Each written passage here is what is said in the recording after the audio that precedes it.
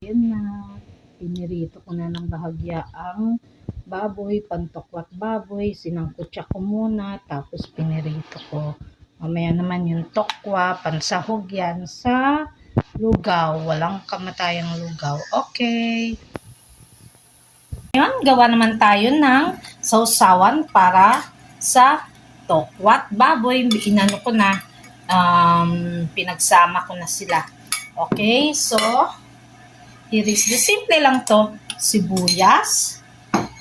Tapos, nalagyan natin siya ng kaunting toyo. Pagdami yata. Toyo. And the soka. Okay.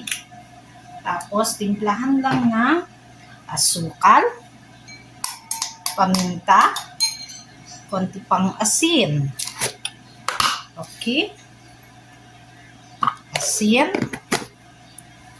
The sugar. Where is my sugar? Oh. Here is brown sugar. Ang dark brown ang ilalagay ko kasi ito ay aking pang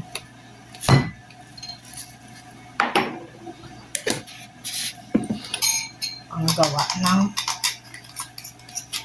and the paminton. So, yung aray ko, yung lugaw ko ay ayos na, simple lang. Okay. So, here it is. Tikman ko. Okay.